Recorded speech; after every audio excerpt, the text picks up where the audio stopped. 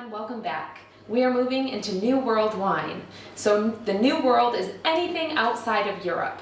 We'll start with the United States and we'll go to California first. So this is the MacMurray Estate Vineyards Chardonnay from the Russian River Valley in Sonoma in California. This is 100% Chardonnay.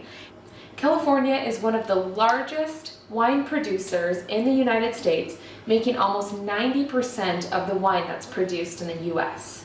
It's followed by Washington, New York State, and Oregon. There's plenty of sunshine in California, which gives its wines very fruit-forward flavors. And there is moderate temperatures in California due to the cooling breeze and also fog caused by the Pacific Ocean. This vinifera grapes were planted in the 1860s. It is located along the coast, and about 2/3 of Sonoma's wines are red. Most of those reds that Sonoma produces are Pinot Noir, Cabernet Sauvignon, Merlot, and Zinfandel. And about 1/3 of Sonoma wine production is Chardonnay. So in the Russian River Valley, it is ideal for Pinot Noir and Chardonnay production. This particular wine was whole cluster pressed, and it was aged on light lees. Lees is the French term for yeast. It spent 6 months in American, French, and Hungarian oak. 75% of that oak was used and 25% of that oak was new. Now the difference between used and new oak is how much flavor the oak will impart. And typically oak will impart flavors of vanilla, maybe coconut, caramel flavors, and baking spices such as cinnamon, nutmeg, and cloves and other spices.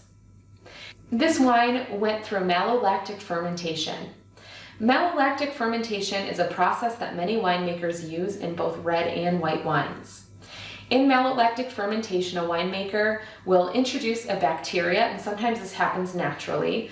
And what the bacteria will do is change the malic acid in the wine to a lactic acid. So that takes a wine from a very tart state to a more creamy and softer wine.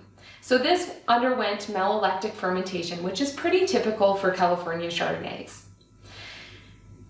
It also went under Sur Lie Aging. Now, Sur Lie Aging means that the winemaker kept the wine in contact with the lees, and or yeast is another word for this. And what that does is impart toasty, softer flavors into the wine. The winemaker also used a technique called batonnage in this wine, and that means that they just stir the wine around as it's fermenting. So let's go ahead and taste this wine, and we'll start with the aroma. So when I smell this wine, to me it smells like a classic California Chardonnay. So to me, a classic California Chardonnay has been aged in oak. However, there are plenty of unoaked Chardonnays available in California. So right off the bat, I get a lot of lemon peel, bright citrus fruit, Meyer lemon, and even some oak. I get a little bit of that toastiness, get a little bit of cinnamon and spice, and the aroma to me smells very ripe. And there is even a little bit of vanilla in this as well. So next I'm going to go ahead and taste it.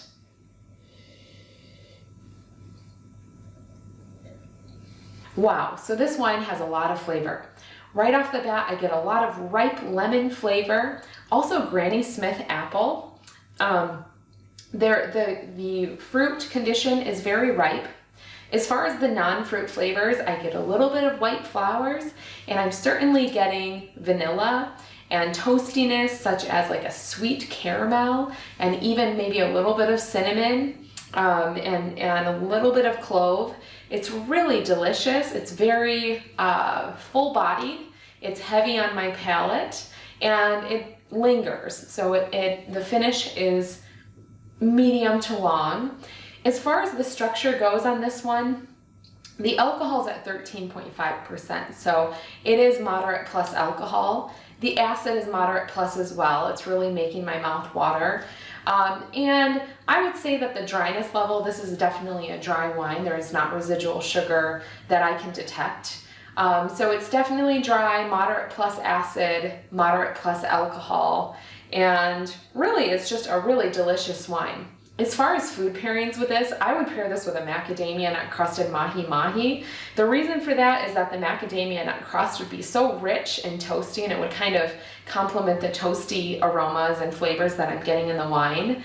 The fish wouldn't overpower the wine, so you always want to match the weight of the food with the weight of the wine when you're pairing food and wine. So that would be the reason that I would choose something a little bit lighter for my protein. And it's just a very delicious, refreshing California Chardonnay, exactly what I would expect coming out of Sonoma County.